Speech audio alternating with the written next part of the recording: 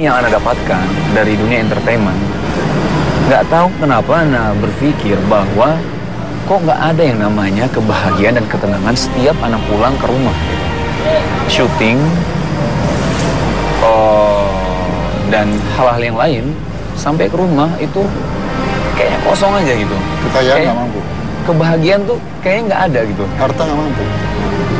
Inilah mungkin salah satunya orang-orang yang sering bilang ya, dan salah satunya Ana dulu punya prinsip seperti itu juga. Sumber kebahagiaan adalah uang. Ana kumpulin uang sebanyak-banyaknya, dan ternyata apa yang Ana rasakan? Kosong, hampa, nggak ada apa-apa gitu.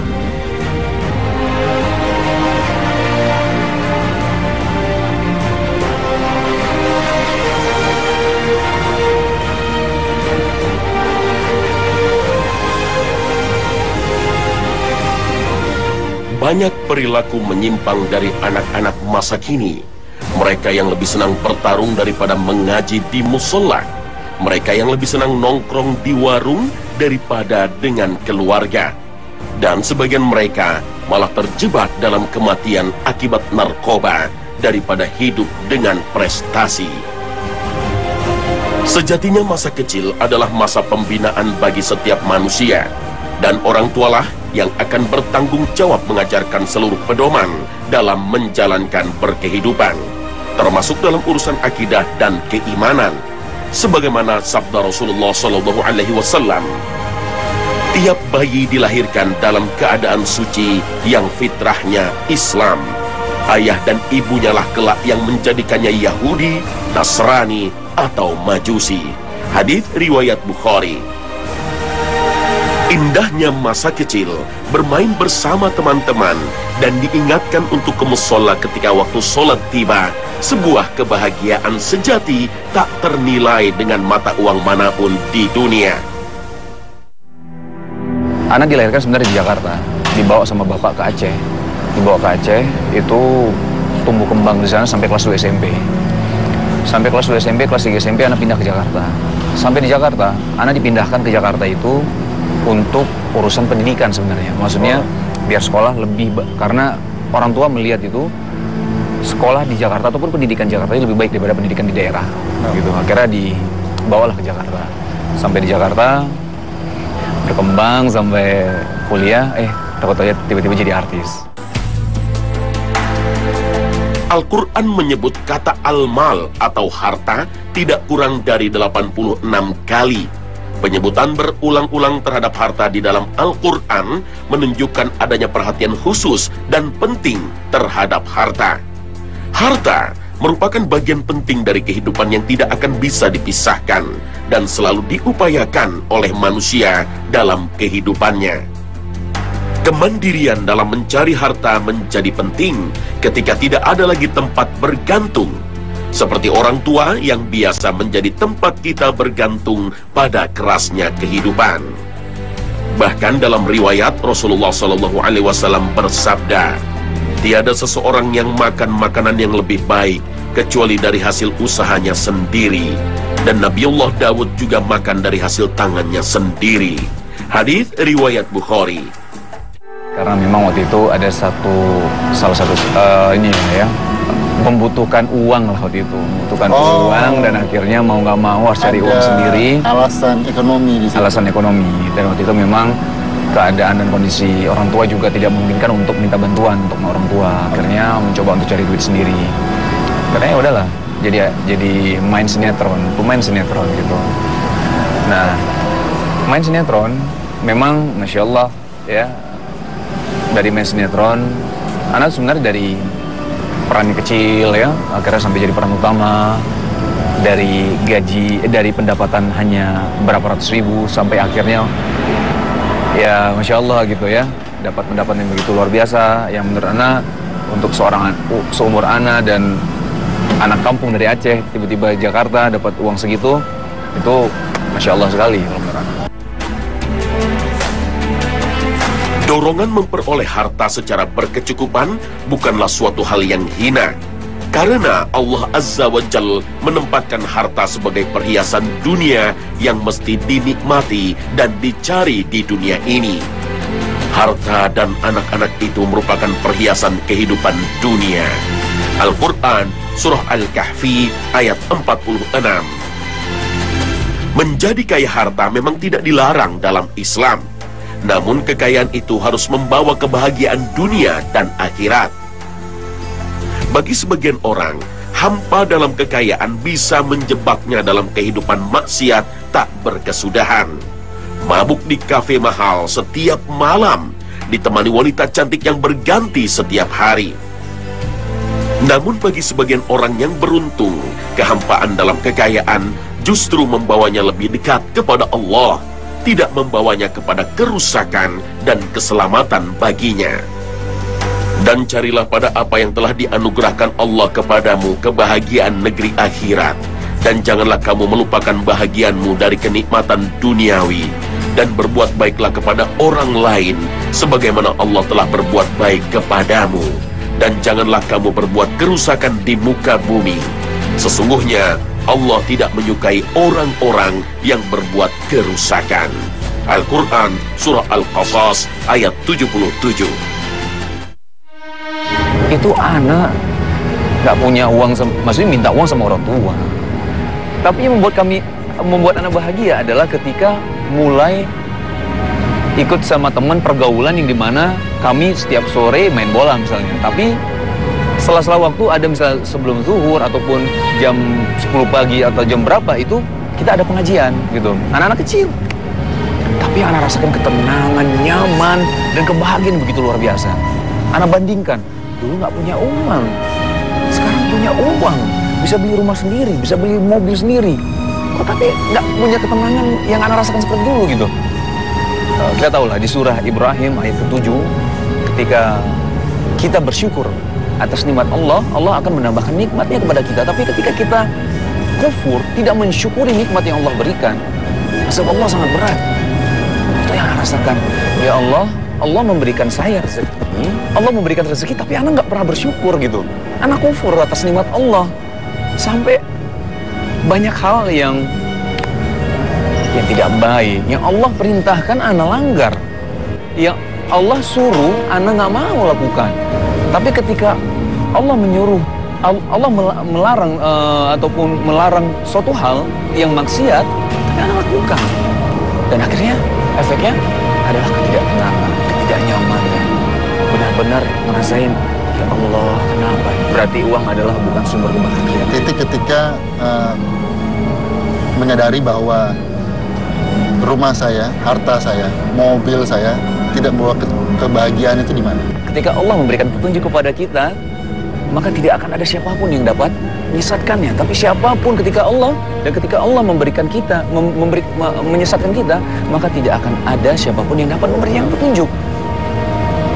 Alhamdulillah, dari segala hal yang pernah Ana lakukan, insya Allah ya, bersyukur sekali Allah masih memberikan hidayah kepada hamba Allah yang begitu bodoh sekali, yang pernah melakukan banyak sekali hal yang memang dilarang oleh Allah Subhanahu wa Ta'ala.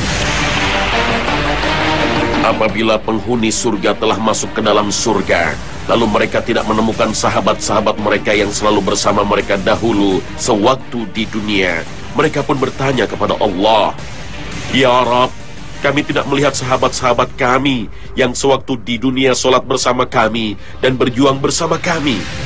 Maka Allah Subhanahu wa Ta'ala berfirman, "Pergilah kamu ke neraka, lalu keluarkanlah sahabat-sahabatmu yang hatinya ada iman, walau hanya sebesar zarrah." Hadis riwayat Ibnul Mubarak. Inilah pentingnya memilih teman. Teman sejati bukanlah teman yang hanya mengaku sahabat ketika senang, teman untuk makan-makan, senang-senang, dan berhura-hura. Sementara ketika cobaan melanda, mereka hilang di telan bumi. Teman sejati adalah sahabat yang mengingatkan kita untuk selalu berada di jalan Allah, mengingatkan untuk selalu berlaku adil dalam berbagai cara.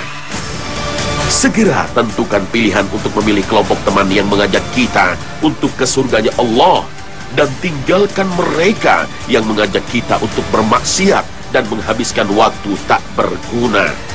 Pilihan yang sulit, tapi harus dilakukan untuk masa depan yang baik, insya Allah. Jadi waktu dulu mencoba untuk berhijrah, Itu yang namanya sholat nangis, dengar orang imam baca Al-Fatihah nangis, segala macem gitu.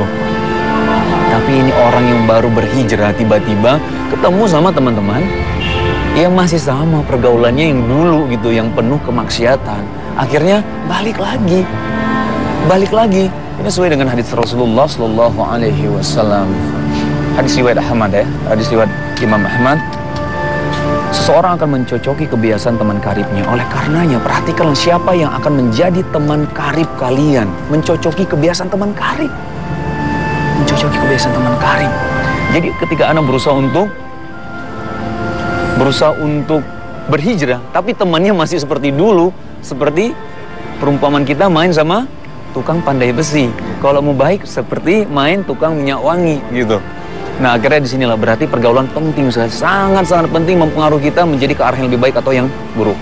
Dari situ ketika Anda mencoba lagi untuk bertobat, itu berkali-kali tuh.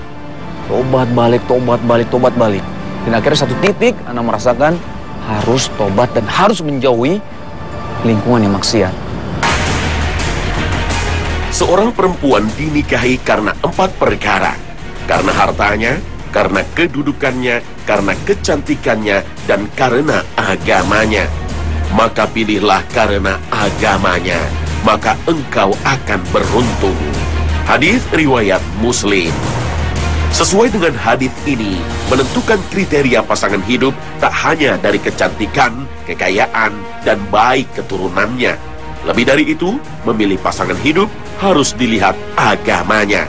Karena harta, kecantikan, dan keturunan tidak akan berguna jika tanpa didikan agama. Pada posisi ini, sang suami juga mempunyai kewajiban untuk menggauli istri dengan cara yang ma'ruf. Sebagaimana firman Allah Subhanahu wa Ta'ala dalam surat An-Nisa ayat 19. Dan bergaullah dengan mereka secara ma'ruf. Kemudian bila kamu tidak menyukai mereka, maka bersabarlah. Karena mungkin kamu tidak menyukai sesuatu, padahal Allah jadikan padanya kebaikan yang banyak. Al-Quran, Surah An-Nisa, ayat 19. Istri adalah partner dalam membangun keluarga. Dan itu dibuktikan oleh Rasulullah SAW dengan Khadijah radhiyallahu anha. Keluarga yang saling menjaga, keluarga sakinah, mawaddah, warahmah.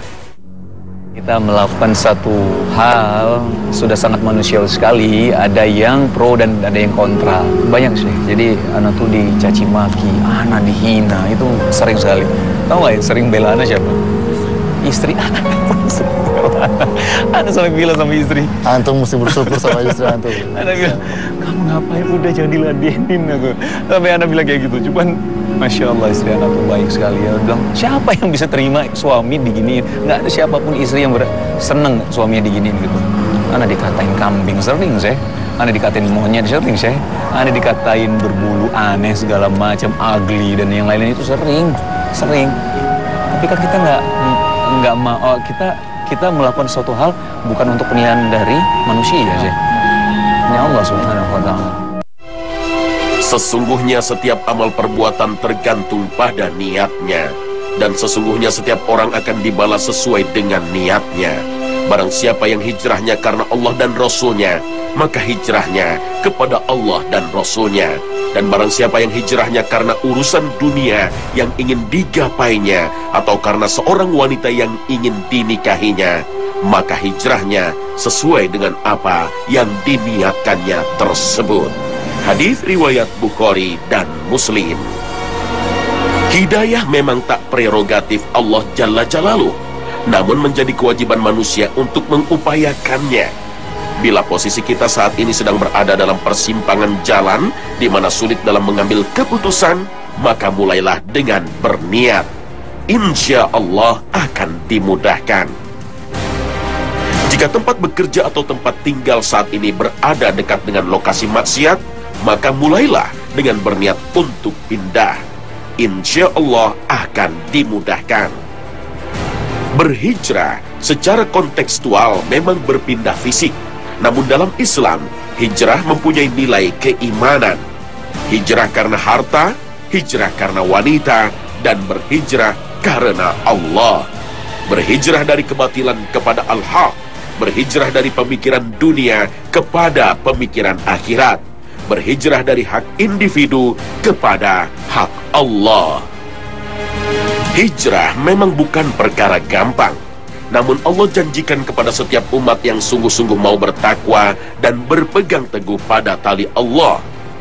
Seandainya kalian tawakal kepada Allah dengan sebenar-benarnya tawakal, niscaya Allah akan memberi rezeki kalian seperti Dia memberi rezeki burung pergi pagi dalam keadaan perut kosong dan pulang sore dalam kondisi perut kenyang. Hadis riwayat Tirmizi dan Ahmad. Antum berpikir nggak kalau janji Allah itu benar? Ketika kita berhijrah menuju jalan Allah, Allah mudahkan jalannya, termasuk dengan pekerjaan mungkin ya, dengan rezeki antum. Ya. Ada perubahan dari dulu pemain sinetron zaman jahiliyah dengan mau miliaran mungkin. Sekarang masih miliaran atau susut atau naik? Secara value. Secara value ya. Kita semua tahu janji Allah itu pasti. Janji Allah itu pasti. Ketika kita keluar atas ketakwaan kepada Allah Subhanahu wa Ta'ala, akan datang tuh yang namanya rezeki yang tidak terduga. Oke, potensi Ana apa? Ana sebagai seorang yang bergerak di dunia entertainment, apa yang bisa Ana manfaatkan, Ana maksimalkan potensi Ana di dunia entertainment. Jadi insya Allah kita semua bisa berdakwah dengan cara ataupun potensi yang ada di dalam diri kita. Ana di dunia entertainment insya Allah ada program-program insya Allah yang memang bisa membawa kita memberikan ilmu juga untuk orang lain gitu. Seorang teman Ana, seorang penulis, dia berdakwah lewat tulisan. Jadi melalui potensi yang ada kita kembangkan dan kita maksimalkan gitu. Kalau misalnya untuk pekerjaan, memang ada beberapa tawaran, ada beberapa lah ya. Tapi yang nggak mungkin Ana terima gitu. Yang Ana lihat adalah manfaat dan mudorot, bukan hanya soal duit gitu. Barang siapa yang berbuat sesuai dengan hidayah Allah, maka sesungguhnya dia berbuat itu untuk keselamatan dirinya sendiri. Dan barang siapa yang sesat, maka sesungguhnya dia tersesat bagi kerugian dirinya sendiri. Dan seorang yang berdosa tidak dapat memikul dosa orang lain. Dan kami tidak akan mengazab sebelum kami mengutus seorang Rasul. Al-Quran Surah Al-Isra ayat 15. Maka jagalah kadar keimanan kita agar tetap di atas. Karena demi keselamatan dan kesesatan yang nyata, bila iman kita sedang turun, segeralah bergabung dengan majelis-majelis ilmu yang biasa digelar di masjid-masjid terdekat, atau berkunjung ke teman-teman yang bertakwa. Rasulullah Shallallahu Alaihi Wasallam bersabda, 3 hal, barang siapa memilikinya, maka ia akan merasakan manisnya iman, yaitu menjadikan Allah dan Rasulnya lebih dicintai dari selainnya, mencintai seseorang semata-mata karena Allah, dan benci kembali kepada kekufuran sebagaimana bencinya ia jika dilempar ke dalam api neraka. Hadis riwayat Muslim. Masa muda, udah foya-foya, senang-senang, udah bahagia aja. Nanti lo kalau misalnya tua baru tobat. Umur 40 tahun baru tobat. Nanti kalau misalnya lo nggak pernah ngerasain yang namanya foya-foya maksiat ketika muda, nanti lo malah ketika tua lo maksiat nanti. Banyak kayak bilang kayak gitu. Ya. Itu anak ingat banget tuh. Ya juga ya. Tapi langsung anak kepikiran, siapa yang bisa menjamin umur kita sampai 40 tahun? Siapa yang bisa menjamin? Temen aja umur 22 tahun dipanggil sama Allah. Umur 22 tahun, umur nggak di depan mata, teman tapi ya. Temennya istri, umurnya waktu itu masih SMP, dipanggil sama Allah. Bayangkan, jadi kematian itu bukan karena kita sakit, bukan karena kita sudah tua, itu bukan tanda mati kan? Nggak ada yang tahu. Kematian yang tahu tuh hanya Allah Subhanahu Wa Taala gitu. Dari situ Ana berpikir, aduh, nggak mungkin. Siapa yang bisa menjamin umur Ana itu sampai 40 tahun? Siapa yang bisa menjamin umur Ana itu sampai ini sekarang 30 tahun? Siapa yang bisa menjamin umur Ana sampai 31 tahun? Nggak ada yang bisa menjamin. Bahkan Ana pulang dari sini, bisa jadi Ana dipanggil sama Allah. Bisa jadi. Dan siapapun, antum juga. Siapapun, kru-kru di sini juga pulang dari sini bisa jadi dipanggil sama Allah, karena kita nggak ada yang tahu.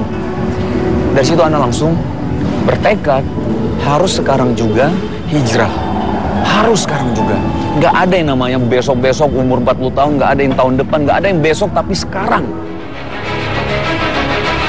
Amalan sunnah seringkali dianggap sebagai amalan yang tidak perlu dikerjakan, karena dengan meninggalkan tidak ada dosa baginya. Padahal Islam itu tegak karena kumpulan dari sunnah-sunnah Rasulullah Sallallahu Alaihi Wasallam. Semua sunnah baik yang menyangkut akidah, ibadah, akhlak, ucapan, perbuatan, atau ketetapannya dilaksanakan, maka akan tergambarlah Islam yang sempurna. Sebaliknya, ketika umat Islam meninggalkan sunnah-sunnah, sedikit demi sedikit berarti Islam akan hilang. Inilah yang ditegaskan Abdullah Ad-Dailami. Sesungguhnya pertama kali hilangnya agama Islam adalah dengan ditinggalkannya sunnah. Agama ini akan hilang sesunnah demi sesunnah, sebagaimana lepasnya tali seutas demi seutas. Karena itulah, selayaknya bagi kita umat Islam menghidupkan sunnah Rasulullah SAW yang merupakan gambaran dari Islam itu sendiri, dalam rangka menjaga sunnah agar tetap dikenal dan diamalkan di tengah-tengah masyarakat, sehingga Islam tetap eksis. Dan apa yang diberikan Rasul kepada kalian, maka ambillah, sedangkan apa yang beliau larang darinya, maka berhentilah. Al-Quran Surah Al-Hasyr ayat 7. Masa kanak-kanak merupakan fase yang paling baik untuk pembinaan keilmuan dan pemikiran. Pada masa ini, daya tangkap dan daya serap otak mereka berada pada kemampuan maksimal. Hati dan otak mereka lebih longgar dan lebih mudah menyerap terhadap apa yang mereka dengar. Bahkan Rasulullah sampai bersabda, siapa yang mempelajari Al-Quran ketika masih muda, maka Al-Quran itu akan menyatu dengan daging dan darahnya. Siapa yang mempelajarinya ketika dewasa, sedangkan ilmu itu akan lepas darinya dan tidak melekat pada dirinya, maka ia mendapatkan pahala 2 kali. Hadis riwayat Al-Baihaqi. Salah satu lagi yang membuat anak ingin sekali terus menuntut ilmu syar'i, ilmu agama adalah karena anak-anak. Kenapa?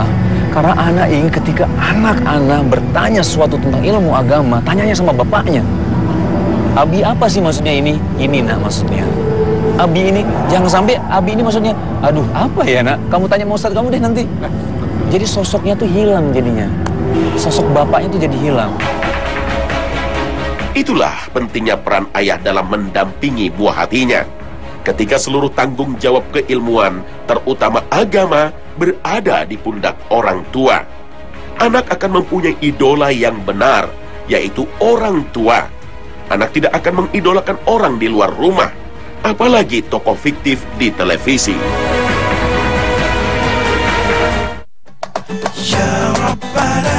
Nah pemirsa, inilah akhir kebersamaan kita dalam Khazanah pagi ini. Semoga melalui tayangan ini mampu menambah keimanan hati dan dilimpahkan rahmat dan berkah Allah Jalla Jalaluh. Mohon maaf bila ada kesalahan dalam informasi. Semoga Allah senantiasa membimbing kita kepada jalan yang lurus dan jalan yang diridhoinya. Amin ya Rabbal Alamin. Terima kasih atas perhatian Anda. Dan wassalamualaikum warahmatullahi wabarakatuh. Ya Rabbana.